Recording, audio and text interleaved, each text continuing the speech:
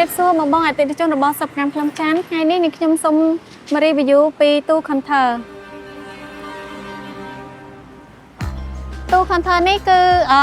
រាងខ្នាតតូចល្មមសម្រាប់បងដែលមានទីតាំងរាងតូចចង្អៀតណាចាប្រើខ្នាតនេះគឺខ្នាត 1.2 ម៉ែត្រចាអញ្ចឹងបងអាចលេងពណ៌បែបនេះបានចា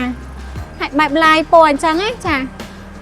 សម្រាប់ផ្នែកខាងលើនេះបងអាចកំងជាប្រភេទឈើក៏បានថ្មម៉ាបក៏បាន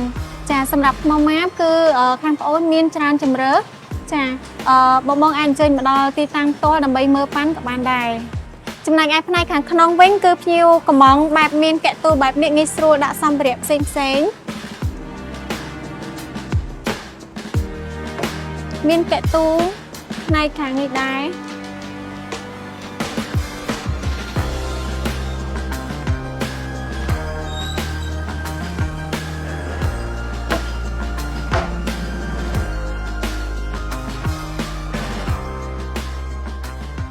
ចាំបងចំពោះម៉ូតនេះគឺជាការពេញចិត្តរបស់អតិថិជនខាងប្អូនគាត់កំងមកខាងប្អូនអញ្ចឹងបើសិនជាបងពេញចិត្តម៉ូតផ្សេងឬក៏ម៉ូតបែបនេះដែរបងក៏អាចកំងបានដូចគ្នាដូច្នេះប្រសិនបើបងមានតម្រូវការចង់កាត់ counter បងអាចកំងបានគ្រប់ម៉ូតគ្រប់ខ្នាតខាងប្អូនអាចធ្វើជូនបងបានទៅតាមតម្រូវការជាក់ស្ដែង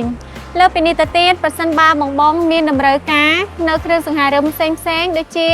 តុទូកៅអីសាឡុងនៅតាំងទូតាំងក៏បងអាចកំងពីខាងសិប្បកម្មខ្លឹមច័ន្ទបានដែរអរគុណច្រើនជម្រាបលា